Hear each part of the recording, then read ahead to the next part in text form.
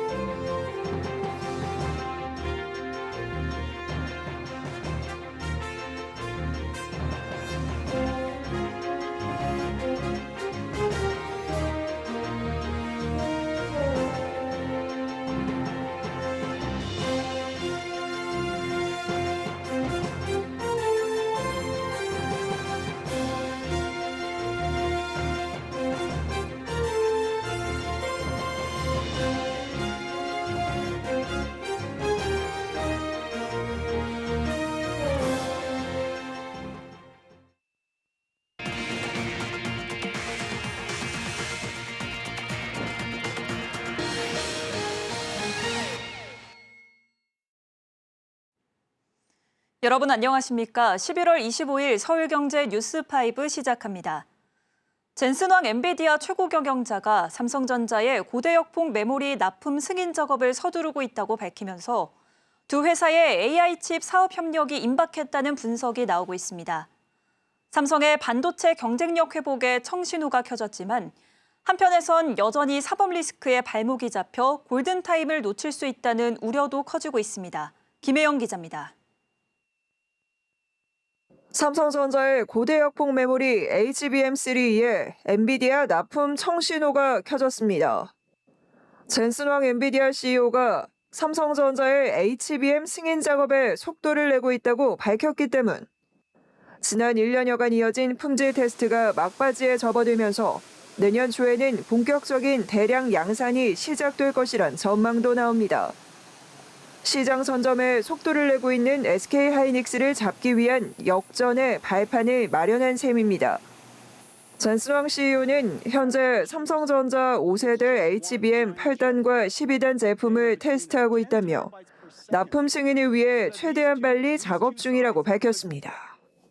AI 시장의 큰손 엔비디아는 전 세계 AI 반도체 시장의 80% 이상을 차지하고 있습니다.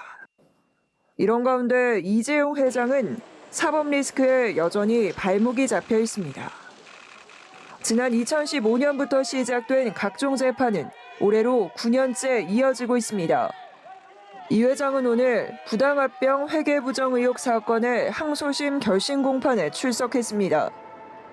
지난 2월 1심에서 무죄가 선고된 이후 약 10개월 만입니다. 재계에선 총수 공백 장기화로 골든타임을 놓칠 수 있다는 지적이 잇따르고 있습니다. 4차 산업혁명을 더 적극적으로 해야 되는데 오늘 리스크 때문에 신속한 판단도 못하고 이런 것이 삼성의 큰 위기다 이렇게 보죠. 빨리 사법 리스크를 털어야만 삼성전자가 장기 전략도 세우고 과거처럼 좀 성장할 수가 있다. 지난 3분기 저조한 성적표를 받아든 삼성전자. 전체 영업이익의 70%를 담당하는 반도체 부문 영업이익이 쪼그라들며 위기감이 감돌았고 주가도 4만 원으로 고꾸라졌습니다. 10조 원 규모의 자사주 매입으로 급한 불끄기에 나서고 있지만 본원 경쟁력 제고를 위해선 총수의 경영 리더십이 절실하다는 분석이 나옵니다. 삼성전자는 오늘 전거래일보다 3.39% 오른 57,900원에 장을 마쳤습니다. 서울경제TV 김혜영입니다. 현대자동차가 울산광역시, 중국 광저우시와 손잡고 수소 생태계 활성화를 위한 공동협력에 나섭니다. 어제 정의선 현대차그룹 회장은 일본에서 열린 월드랠리 챔피언십에서 일본 도요타 자동차 그룹과의 수소 협력을 처음 언급해 눈길을 끌기도 했는데요. 수소 사회가 앞당겨질지 주목됩니다. 이혜란 기자입니다. 현대차가 울산시, 중국 광저우시와 손잡고 수소 사회 전환에 나섭니다. 오늘 중국 광저우시에서 장재훈 현대차 사장 등 주요 인사들이 참석한 가운데 현대차 그룹은 수소 생태계 공동협력 체계 구축을 위한 업무 협약을 체결했습니다. 지난해 현대차는 광저우시의 중국 수소시장 선점과 글로벌 수소사업 본격화를 위해 H2 광저우를 건설했습니다. H2 광저우는 현대차가 해외에 세운 첫 수소연료 전지 생산기지입니다. 광저우는 2021년 중국 정부가 지정한 5대 수소 경제 활성화 시범도시 중 하나인 만큼 수소 산업의 빠른 성장이 기대되는 곳입니다. 울산시 역시 전국 최초로 수소 시범도시를 조성한 곳. 장재훈 현대차 사장은 현대차는 두 도시 간 가교 역할을 수행하며 두 도시 모두 글로벌 대표 수소도시로 성장할 수 있도록 노력하겠다고 말했습니다. 이번 현대차와 울산시, 광저우시는 수소 생산, 공급, 활용 등 수소 산업 전주기에 걸친 사업 발굴, 공동 연구 개발 등 다양한 협력을 추진해 수소 사회로의 전환에 속도를 낸다는 방침입니다. 한편 어제 정의선 현대차그룹 회장은 일본에서 열린 2024 월드랠리 챔피언십에서 일본 도요타 자동차 그룹과 수소를 이야기해서 같이 잘 협력하려고 한다고 말해 눈길을 끌었습니다. 정 회장이 도요타와 수소 협력과 관련해서 발언한 건 이번이 처음입니다. 업계에선 현대차와 도요타가 공동으로 수소 인프라 투자에 나설 것이란 관측을 내놓고 있습니다. 수소 충전소 등의 인프라는 어느 한 곳에 구축하기엔 어려운 상황이기 때문입니다. 미래 모빌리티 시대엔 전기차가 도심과 근거리 주행의 핵심을 이루지만 장거리 운송 등은 수소차를 이용할 것이란 관측이 나옵니다. 서울경제TV 이혜란입니다. 철강업계가 혹독한 겨울을 보내고 있습니다. 업황 악화의 노사 갈등, 공장 화재로 인한 가동 중단까지 악재가 겹친 모습인데요.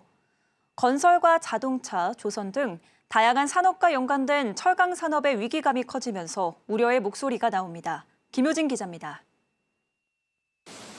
중국의 저가 철강 제품 공세와 경기 부진으로 어려움을 겪고 있는 철강업계가 이번엔 노조 리스크와 공장 화재라는 암초를 만났습니다.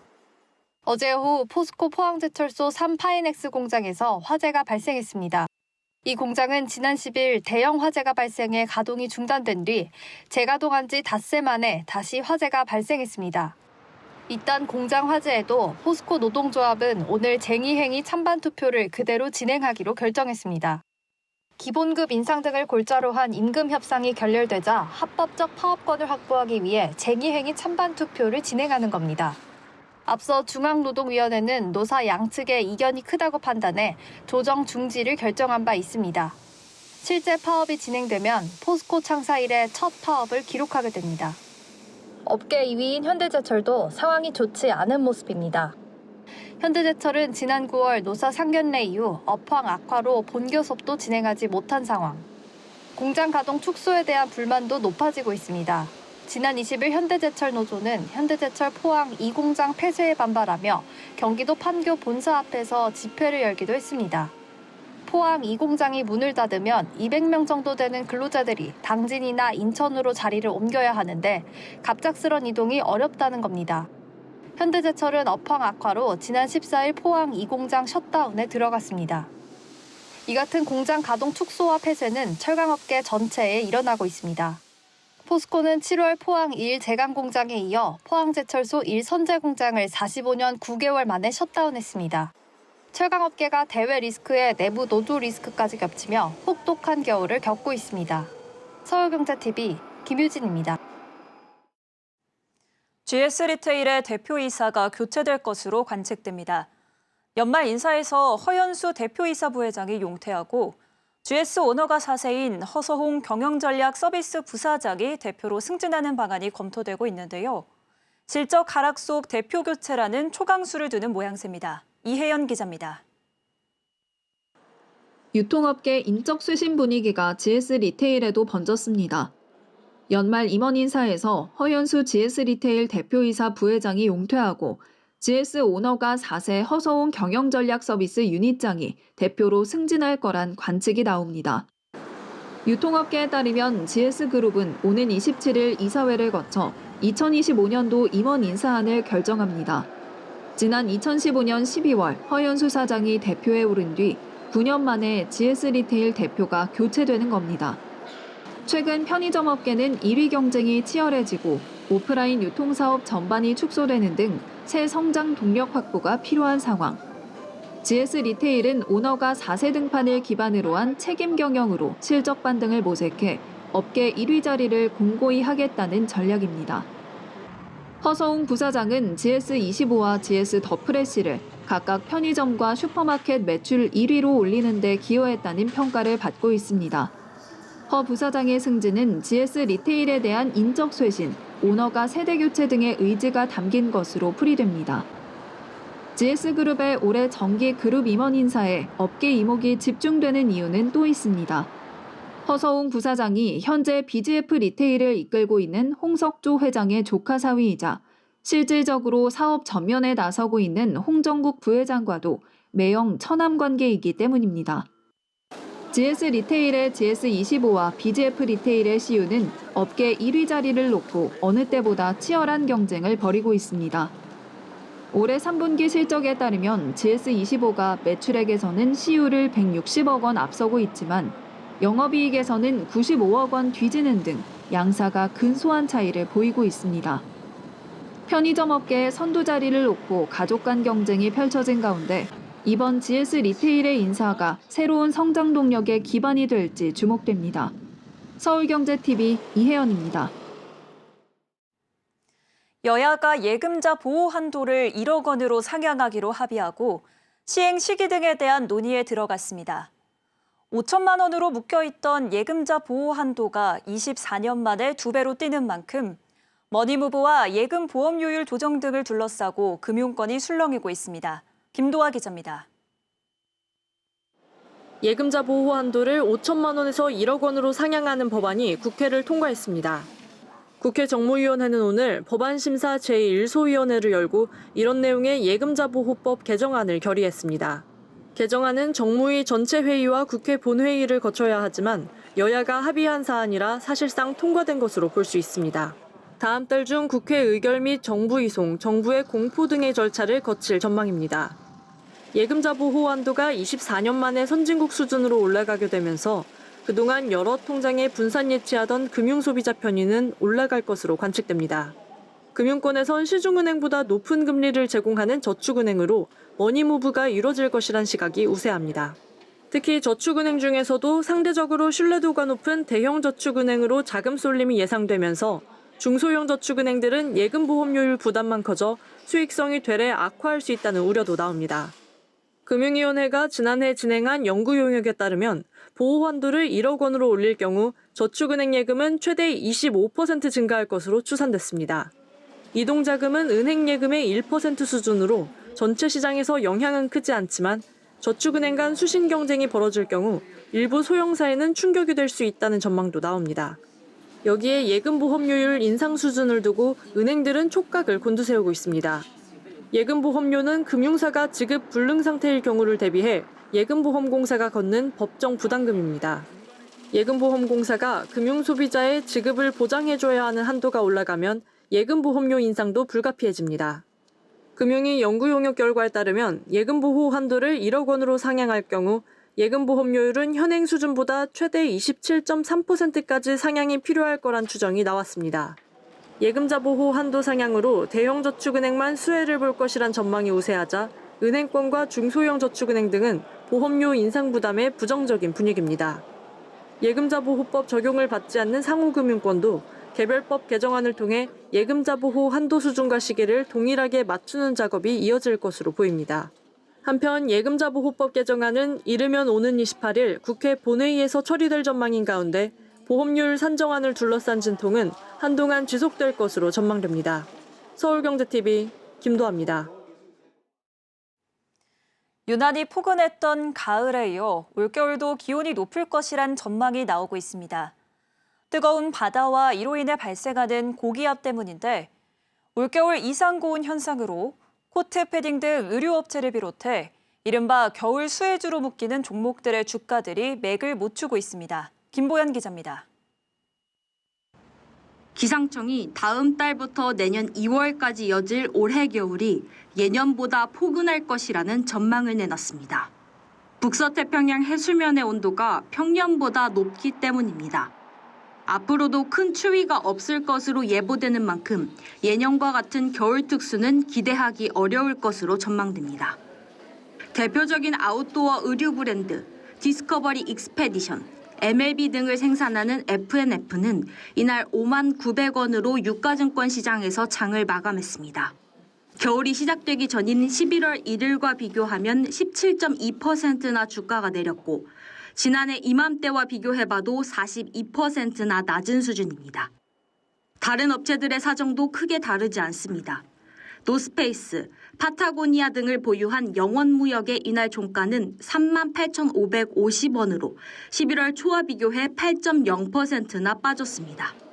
이외 내셔널 지오그래픽을 만드는 더네이처 홀딩스 경우도 8,900원까지 하락하면서 지난 15일 52주 최저가를 기록했습니다. 지난해 이맘때에 비해 반토막 수준입니다. 따뜻한 날씨에 난방 수요가 줄면서 난방업체들도 계절 특수를 누리지 못하고 있습니다. 난방의 대표주자 경동나비에는 이날 종가 기준으로 11월 초와 비교하면 9.0%나 내렸습니다. 같은 기간 석유 난로 등을 판매하는 파세코도 6.8% 떨어졌습니다. 이외 한파 관련주로 분류되는 SPC 삼립, 동화약품, 유한양행 등 종목들이 연일 하락세를 기록하면서 투자자들을 애태우고 있습니다. 서울경제TV 김보연입니다. 5대 시중은행이 올해 3분기까지 정리한 부실채권 규모가 5조 원에 육박한 것으로 나타났습니다. 지난달 한국은행이 기준금리를 내렸지만 역대급 고금리 기조 장기화에 따른 여파가 이어지고 있습니다. 이현아 기자가 보도합니다. 5대 시중은행의 올해 3분기까지 집계된 고정이하 여신 규모는 전년 대비 30% 가까이 늘어난 5조 5,822억 원입니다. 은행별로 보면 NH농협이 1조 4,840억 원, KB국민 1조 4,789억 원, 신한 9,605억 원, 하나 9,402억 원으로 집계됩니다. 통상 은행은 3개월 이상 연체된 대출 채권을 고정이하 여신으로 분류하고 회수 가능성이 없다고 판단되면 상각하거나 부실채권 매입회사 등에 매각하며 리스크를 관리합니다. 5대 시중은행의 올해 3분기까지 집계된 상각과 매각 처리한 부실채권 규모는 전년 대비 50% 가까이 늘어난 4조 8,603억 원에 달합니다. NH농협이 1조 748억 원으로 가장 많고 하나 1조 488억 원, 우리 9,784억 원, KB국민 9,268억 원, 신한 8,315억 원으로 집계됩니다. 지난달 한국은행 금융통화위원회가 38개월 만에 기준금리 인하를 단행했지만 역대급 고금리 기조가 이어지며 제때 돈을 갚기 어려운 차주 증가로 이어진 겁니다. 은행권에서는 특히 가계대출보다 대출 총량이 큰 기업대출 연체율에 주목하고 있습니다. 지난 7월부터 은행권은 금융당국의 가계부채 억제 기조에 맞춰 기업대출로 방향을 전환하면서 지난달 기준 5대 시중은행의 기업대출 잔액은 825조 1,885억 원에 달합니다. 이 가운데 중소기업대출 연체율은 지난달 말 기준 5대 시중은행 평균 0.57%인데 은행별로 보면 한 달 사이 0.12%포인트 증가한 곳도 있습니다. 은행권에서는 주요국 중심 금리 인하 기조에도 불구하고 글로벌 불확실성 확대에 따라 당분간 취약 차주 중심 연체율 상승이 이어질 것으로 전망하며 리스크 관리를 강화한다는 방침입니다. 서울경제TV 이현아입니다. 국내 건설사들의 원가율이 90%를 넘고 있습니다. 자재값과 인건비 등 공사비가 크게 올라 집을 지어 팔아도 남는 게 없을 정도라는데요. 내년에도 건설 경기가 악화할 거란 전망이 나오면서 원가율이 높은 중견 건설사를 중심으로 근심이 커지고 있습니다. 이지영 기자입니다. 건설사들이 원가율 상승에 좀처럼 수익을 보지 못하고 있습니다. 금융감독원 전자공시 시스템에 따르면 올해 3분기 기준 현대 엔지니어링의 원가율은 95.8%로 두 급 순위 상위 10대 건설사 중 가장 높았습니다. 이어 현대건설, SK에코플랜트, 대우건설이 뒤를 이었습니다. 원가율은 매출액에서 매출 원가가 차지하는 비율로 이 수치가 높을수록 공사비, 인건비 등 공사에 실제 집행한 비용이 많았다는 의미입니다. 건설업계는 적정 원가율을 80%대로 보고 있습니다. 원가율 상승은 인건비나 자재값 등을 포함한 공사비 상승 때문입니다. 한국건설기술연구원에 따르면 지난 9월 전국 건설공사비 지수는 130.45로 역대 최고를 기록했습니다. 4년 전인 2020년 9월과 비교하면 30% 가까이 올랐습니다. 중견건설사의 상황은 더 심각합니다. 동부건설과 신세계건설은 원가율이 100%가 넘은 상황. 공사를 할수록 오히려 손해가 나는 셈입니다. 원가율 상승은 분양가 상승으로 이어져 미분양을 초래할 가능성도 큽니다. 업계에선 내년에도 건설 경기가 악화할 걸로 전망하고 있습니다. 해외에서 원자재를 수입해서 만든다는 경우에는 원자재 가격이 이미 환율이 반영이 되잖아요. 가격이 오를 여지가 많은 거고 건설 현장에서 장비를 운영하는 비용에도 환율의 여파가 미칠 수밖에 없는 거고. 건설사들은 수익성 높은 신사업이나 해외 사업으로 방향을 틀고 있지만 주택 의존도가 높은 중견건설사의 경우 마땅한 대책이 없는 상황입니다. 서울경제TV 이지영입니다.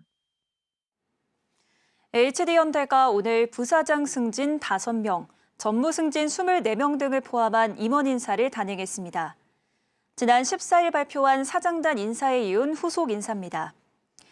이날 인사에서 HD현대일렉트릭 이창호 전무 등 5명이 부사장으로 HD현대중공업 윤훈이 상무 등 24명이 전무로 각각 승진했습니다.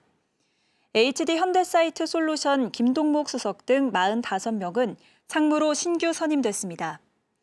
HD현대 관계자는 급변하는 경영 환경 속에서 조직을 안정적으로 관리하면서 사업 경쟁력 강화와 신사업 발굴을 위해 유능한 인재들을 발탁, 중용하는 데 초점을 맞췄다고 설명했습니다.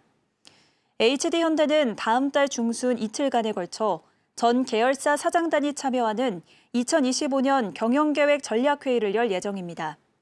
이를 통해 내년 사업계획과 구체적인 실행 로드맵을 확정하고 그룹의 미래 전략 실천을 가속한다는 방침입니다.